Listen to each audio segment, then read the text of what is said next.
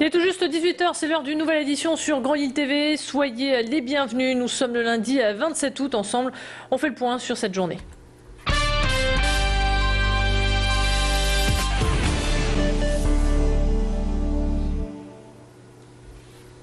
C'est bien connu, les premiers arrivés sont les premiers servis et ça s'en ressent justement à quelques jours de l'ouverture de la braderie de Lille. J-5 et l'effervescence se fait sentir sur l'esplanade.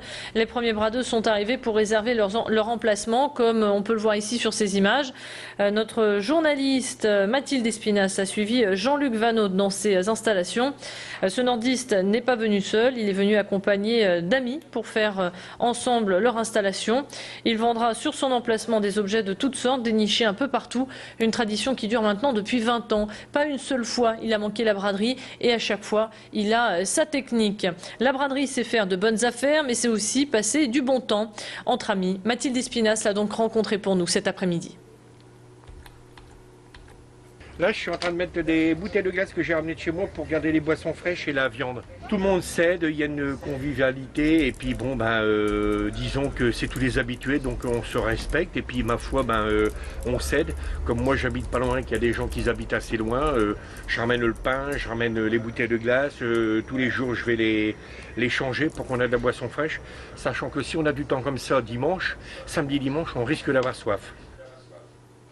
Bien installés, ces bradeux devront néanmoins attendre le coup d'envoi prévu ce samedi à 14 h avant de vendre leurs objets. Sachez que plus de 2 millions de chineurs sont attendus. Et pour suivre cet événement en direct, une seule chaîne à brancher, c'est bien sûr Grand Lille TV.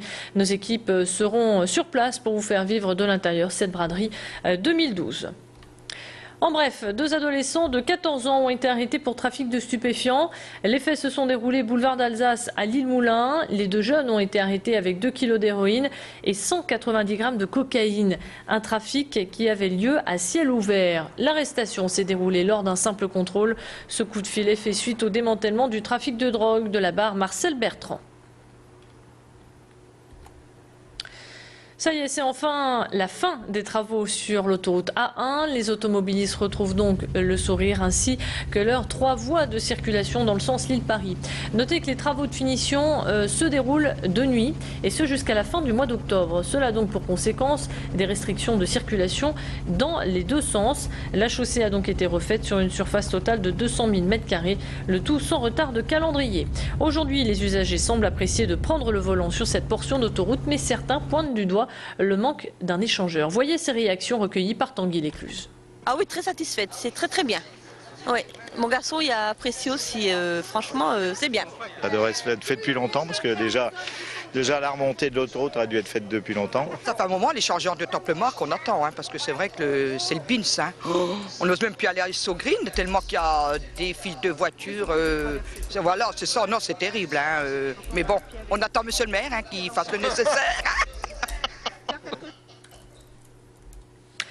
Plus direct plus tard, plus souvent, à partir d'aujourd'hui, de nouveaux bus sont en circulation avec des nouveautés. 2 lianes font leur apparition. La liane 91 dessert Tourcoing-Centre à Luin et passe aussi par Ronc et son centre commercial. La liane 4 prolonge, elle, son trajet vers Roubaix et M. Autre grande nouveauté, la Corolle s'arrête dorénavant dans 8 autres communes de la métropole, dont Wattignies, Fache et Leuzen. Et il circule toutes les 20 minutes avec des connexions au métro ainsi qu'à d'autres arrêts de bus. Pour Éric Quiquet, ce plan bus continue donc son développement avec un autre objectif en tête, répondre à une demande qui est de plus en plus croissante. Il s'est confié au micro de Marie Dufour. On crée les conditions pour faire en sorte que les gens aient moins besoin de prendre leur voiture. Puis c'est bon pour l'emploi, on l'a vu, mais ça sera aussi très bon pour leur pouvoir d'achat et donc pour leur porte-monnaie. Donc voilà, donc on est sur une politique qu'on essaye de faire la plus vertueuse possible. Renforcer le service public de transport, c'est bon pour la planète, c'est bon pour les créations d'emplois, c'est bon pour le porte-monnaie des usagers de la métropole.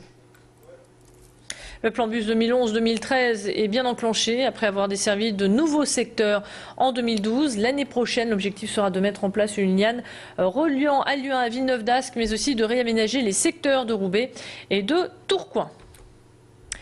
On prend la direction de Villeneuve-d'Ascq où les amateurs de navigation vont devoir patienter avant de hisser la voile.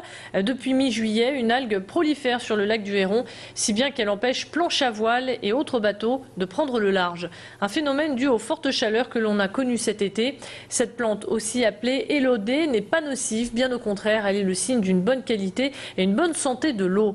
La navigation est donc pour le moment suspendue et ce jusqu'au 31 août. L'espace naturel Lille Métropole ne prévoit pas pour le moment d'enlever ces algues. L'idée est de les observer car c'est la toute première fois que l'élodée fait son apparition ici au lac du Héron à Villeneuve-d'Ascq. Plus d'explications avec un éco-garde au micro de Mathilde Espinas. Qu'une plante se développe dans l'eau, ça veut dire que déjà elle arrive à y vivre, il y a assez d'oxygène, il y a assez de lumière, donc dans un premier temps c'est de bonne qualité. Ensuite, par exemple pour les poissons, ça va augmenter les frayères, donc on peut imaginer que pour les poissons c'est une bonne nouvelle d'avoir ça cette année. Ce serait négatif si elle recouvre totalement le lac, qu'il n'y ait plus de lumière qui puisse arriver au milieu du lac. C'est ainsi que s'achève cette édition. Merci de l'avoir suivi. On se retrouve dans quelques instants pour faire le point en direct sur votre météo et vos conditions de circulation. Retour de l'actualité à 18h15.